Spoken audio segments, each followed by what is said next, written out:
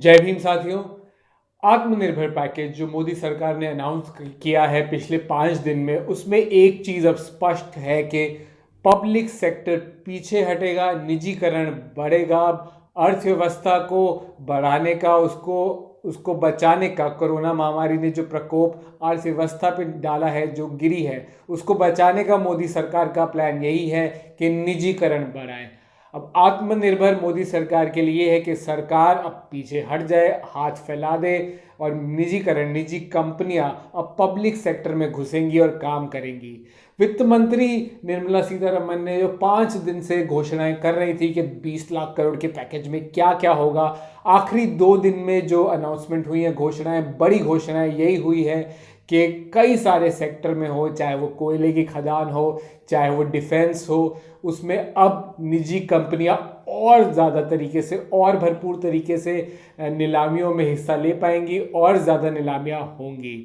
तो इस पर ये क्लियर दिखता है कि मोदी सरकार की प्रायोरिटी क्या है, मोदी सरकार किसको ज़्यादा ध्यान में रखती है। और हमेशा से ही पूंजीपतियों की सरकार, एक आरोप लगता रहा है मोदी सरकार पर कि पूंजीपतियों के साथ मोदी जी दिखते रहे हैं। तो इसमें देखा जाए कि क्या इससे इम्पॉर्टेंट क्वेश्चन ये है कि क्या इससे मजदूरों की समस्या हल होगी, क्या इससे मिडिल क्लास को नौकरियां मिल पाएंगी, क्या जो बैंकों में जो कर्ज है, इतना सारा नॉन परफॉर्मिंग एसेट्स हैं, क्या ये निजीकरण से ख़त्म हो जाएगा। ये बड़े सवाल अभी भी हैं, जो कि इन सब बातों को निर्मला सीतारमण ने नहीं जवाब दिया। कई सारे पत्रकारों ने उनसे पूछा प्रेस कॉन्फ्रेंस में, फिर भी उन्होंने इसका जवाब नहीं दिया। तो इन सारे मुद्दों को हम अभी विस्तार से उठाएंगे, पर आप सबसे पहले ये बेसिक जो तथ्य हैं संक्षिप्त में देख लीजिए कि किस किस सेक्टर में अब निजीकरण ज़्यादा बढ़ेगा और किन किन कंपनियों के आएंगे अच्छे दिन। अभी तक निर्मला सीतारमण ने जो घोषणा की है उसके मुताबिक 8 क्षेत्रों, कोयला, खनिज, डिफेंस प्रोडक्शन, हवाई क्षेत्र प्रबंधन, हवाई अड्डों, केंद्र शासित प्रदेशों में बिजली वितरण कंपनियों, अंतरिक्ष और परमाणु ऊर्जा में निजी क्षेत्र को और ज़्यादा घुसने का मौका मिलेगा। अडानी ग्रुप को कोयला, खनिज, रक्षा, बिजली वितरण और हवाई अड्डों जैसे क्षेत्रों में आगे बढ़ने का मौका मिलेगा, जबकि वेदांता और आदित्य बिरला ग्रुप के हिंडाल्को कोयला और खनिज खनन परियोजनाओं को भुनाने में सक्षम होगा। कोल इंडिया लिमिटेड की खदानें भी प्राइवेट सेक्टर को दी जाएंगी। 50 ऐसे नए ब्लॉक नीलामी के लिए उपलब्ध होंगे। Adani power, Tata power, JSW energy और रिलायंस पावर जैसी निजी कंपनियां कोल ब्लॉक के लिए बोली लगाएंगी। बॉक्साइट और कोयला खानों की नीलामी साथ होकर 500 माइनिंग ब्लॉक की नीलामी होगी। हिंडाल्को और वेदांता एल्यूमिनियम को फायदा होगा। 6 और एयरपोर्ट्स की नीलामी होगी। 6 हवाई अड्डों, अहमदाबाद, तिरुवनंतपुरम, लखनऊ, बेंगलुरु, गुवाहाटी, जयपुर, इनके निजीकरण के लिए अडानी एंटरप्राइजेज लिमिटेड सबसे ऊंची बोली लगाकर कॉन्ट्रैक्ट पहले ही हासिल कर चुकी है। रक्षा उत्पादन में विदेशी प्रत्यक्ष निवेश यानी FDI को सरकार ने 49% से बढ़ाकर 74% कर दिया है। अडानी और अनिल अंबानी समूह की कंपनियों ने पिछले दिनों भारत में प्रोडक्शन के लिए विदेशी कंपनियों के साथ समझौते किए हैं, जबकि पुणे की स्थित कल्याणी समूह के पास भी बड़े रक्षा प्रोडक्ट का कारोबार है। केंद्र शासित प्रदेशों में बिजली कंपनियों का निजीकरण होगा। अडानी और टाटा पावर को भी इस सेक्टर में बड़े खिलाड़ी हैं। प्रधानमंत्री मोदी जब गुजरात के मुख्यमंत्री थे, तब से ही उनको अडानी के पास देखा जाता है, अडानी के क्लोज माना जाता है। फिर जब प्रधानमंत्री भी बने हैं, तब से अंबानी के क्लोज उन्हें माना गया है। तो इसमें कई बार हमने देखा है कि अडानी जो है या इवन अनिल अंबानी, उन्हें कई सारे फायदे हुए हैं। राफेल डील मिली उन्हें, जबकि अनिल अंबानी ने ये खुद घोषित किया है कि उनका दिवालिया निकल गया है, उनकी रिलायंस कम्युनिकेशन कंपनी का दिवालिया निकल गया है और बेहद कर्जे में डूबे हुए हैं। तो क्या बेहद सवाल ये है कि क्या अनिल अंबानी का करियर बना रही है मोदी सरकार? क्या हुआ उन नौकरियों का?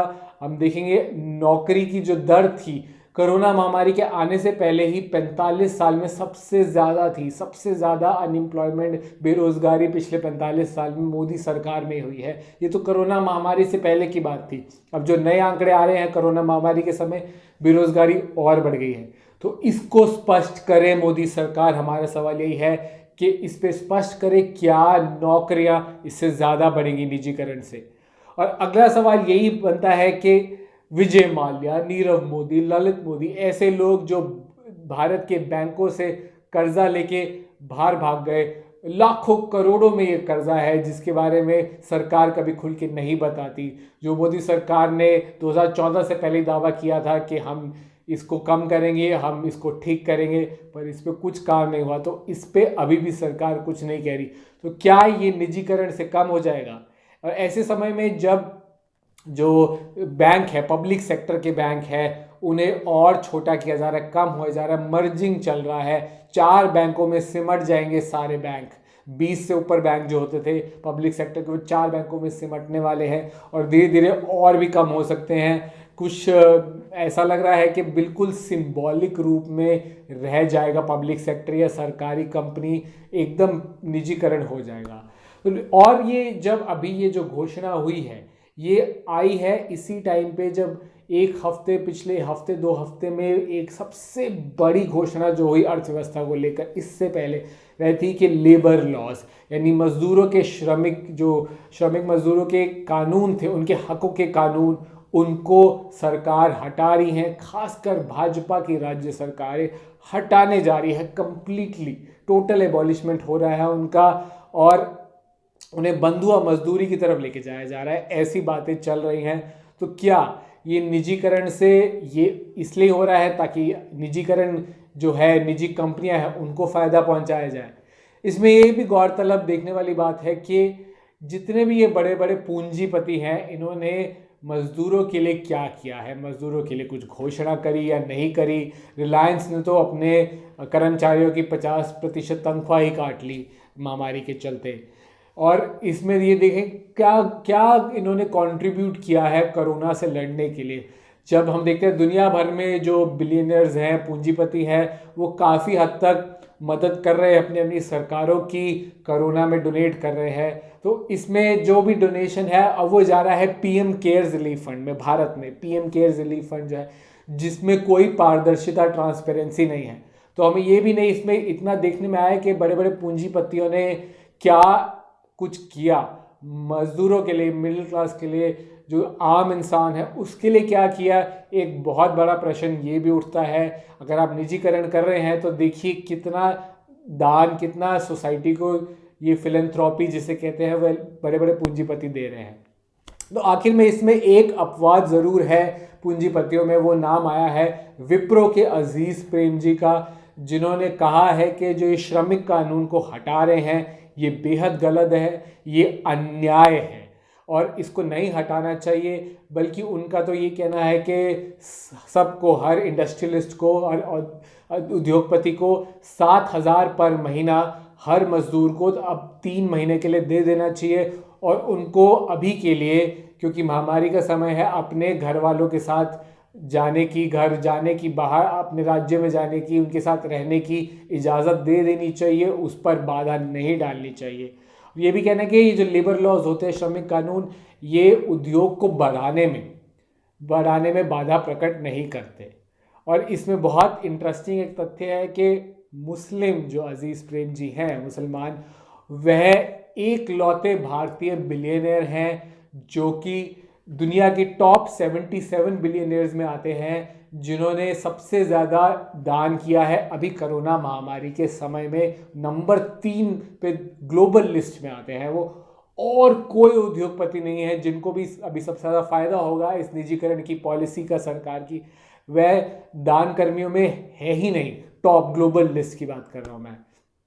तो हमारी यही सवाल है कि निजीकरण की पॉलिसी तो अब सरकार का बेसिकली ये पैकेज से यही निकला है कि 20 लाख करोड़ के आत्मनिर्भर पैकेज से, आत्मनिर्भर मतलब निजीकरण हो गया है, उसका पर्यायवाची आत्मनिर्भर का निजीकरण निकल रहा है।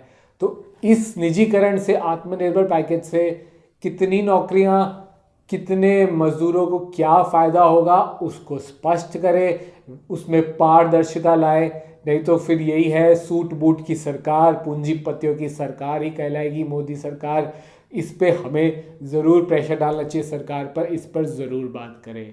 तो इस वीडियो को आप शेयर कीजिए सबके साथ, ये बताइए, ये अभी इस पे ज़्यादा बात नहीं हो रही, चर्चा नहीं हो रही, पर ये आने वाले समय में अगले 3-4 साल में जो मोदी सरकार का भी सेकंड टेन्योर है, इसमें निजीकरण और कितना बढ़ सकता है, इस पे भी बहुत सवाल उठेंगे।